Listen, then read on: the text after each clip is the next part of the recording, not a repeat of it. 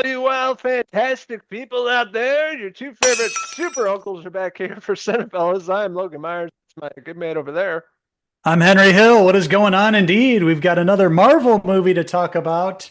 The long awaited, anticipated reboot in the Marvel MCU, bringing over the first Marvel family as they're known in the comics. It's had a couple iterations on screen, in the past, 20 years or so. We've seen Josh Trank's version with Miles Teller. We've also seen the version way back when with Jessica Alba and Chris Evans as Human Torch. Well, now we have an all new cast, and it's introducing the Fantastic Four to the MCU, and they're going to be a big part of the MCU moving forward, leading into Avengers Doomsday. This one directed by Matt Shakman, and it's called Fantastic Four. First steps. What time is it, Ben? No, Johnny. Say it! I don't wanna! Say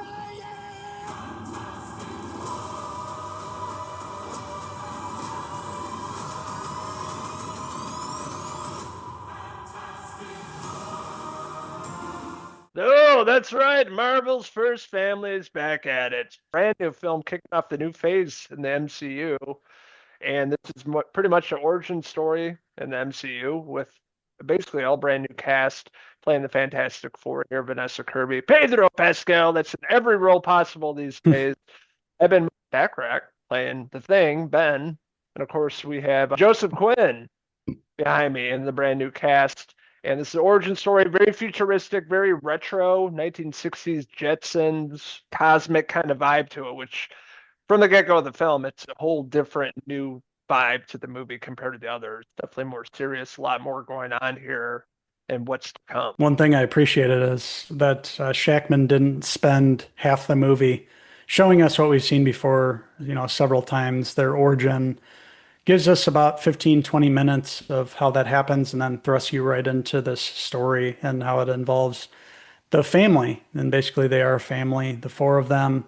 It shows what happens to them on a mission to space. Things go wrong. They get turned to these superheroes here. The Thing, Ben Grimm, stays in that form throughout the whole movie. You don't see Eben Moss-Bachrach after that first, 15 to 20 minutes in the beginning where he's Ben Grimm. So it really sets it up pretty simply. You don't have to really watch anything else going into this movie. And that's what I think was a big win for this movie. Very accessible. Like literally anybody could go into this and sit down and not have to do any other homework on any of the other Marvel movies. They can just sit down and enjoy this adventure that was set up here. And it all stems from the story within the movie here with Reed Richards and Sue Storm. Finally, after trying for a long time, they finally get pregnant and they're having a baby, and the baby's born, and instantly shit hits the fan when the Silver Surfer shows up, and it turns out she's a herald for an even larger villain. Who's that even larger villain you're talking about here? Huh? Who are you talking I about? can't remember. Are you I don't talking know. about Pedro Pascal's anxiety? Oh, Hey, watch don't out! Watch hey, out, don't touch Pedro. that. One of the big, really awesome villains from the comics, Galactus, going working hand in hand here. Not the anxiety, but Galactus here, which I thought was incredible. I mean, not spoiling anything in a bunch of trailers. So, Galactus showing up alongside Silver Surfer, which Julia Gardner, come on, we love her. One of our favorite actresses. I thought she was pretty awesome in this character. Shia Ball, Silver Surfer, basically working alongside Galactus. Even the effects and everything looked pretty good. She was Mhm. kind of menacing at times, so I thought she did a really great job of the introduction of that and having to do with the family. The baby is a big pivotal part here. Where that Franklin. Franklin, the baby, being born, and of course, could mean a lot of things in the future. Yeah, these are Earth's mightiest protectors before the Avengers, basically in an alternate kind of Earth that they're in here. Like you mentioned, futuristic. It looks like the 60s. Yeah, Earth 828. Yes, of course. I had that right in the back of my mind. I'm a huge comic expert. Thank you for fact checking that. But yeah, like I love just the aesthetic of everything. Looks great, fantastic. I love the costumes, how they looked like almost like turtlenecks and everything. Just really love the look of the film and the tone that Matt Shakman set here. Matt Shakman, of course, we remember he helmed WandaVision. that really kicked things off for Yes. the Disney Plus kind of Marvel shows and everything. And we really enjoyed that. And that also had the going back in time to like the 50s, 60s era of television. And he really excels at that. And he brought this over to the big screen, and just visually, everything looks fantastic. No pun intended, but everything looks great.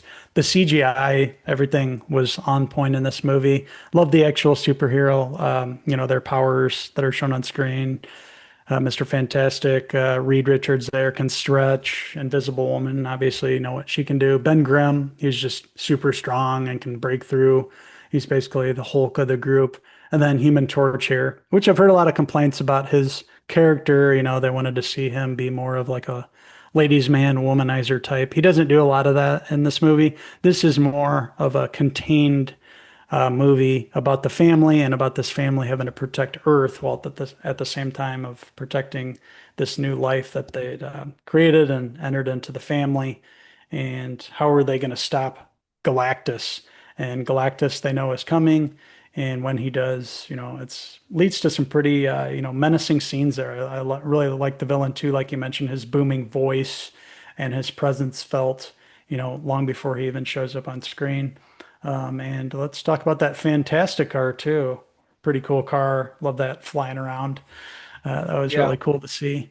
But yeah, I had a really great time with this film. It really worked for me. Knowing nothing about the comics and the story and everything, I thought Matt Shakman did a really great job here. You don't have to like research anything for this film. Just go in and enjoy the movie. And I really did enjoy this movie. I liked what they did here, and I liked Michael Giacchino's score too. That's another thing that I just absolutely loved.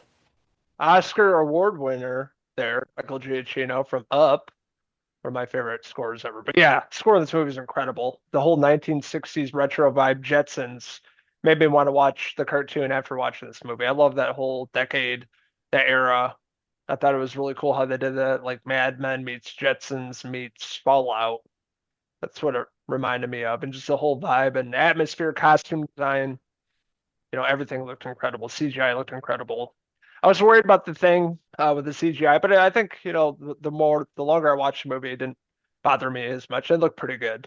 I just like the practical from the one from the 2000s, but yeah, the CGI looked Mhm. good. Look at all the characters here: Sue Storm, Johnny Storm, Reed Richards, of course, the Thing. I thought they're all great. Pedro Pascal, I thought it did a pretty good job here. I think Vanessa Kirby was a standout for me across Yeah, the board. mine She too. really carried the family, and her arc was fantastic being a mother. There's a lot to say in this movie, you know, being a parent for the first time. Your world changes and stuff like that. And I had a lot of cool themes around that and messages about becoming a parent alongside being superheroes and trying to save the world. So I thought that was really balanced well. And I thought they went back to the basics here. Great, great story all around, great film, great time at the movies. And I'm excited for the MCU again. So can't wait to see where this all goes with Avengers Doomsday. Had a blast at the movie theater. So with that being said, I'm gonna give the Fantastic Four first steps. I'd give it a 4 out of 5. Sue Storm hair pieces. Yeah, Thunderbolts was pretty good, but this one was even better and the best. Yeah, out of the past 5 years, I'd say too, for sure.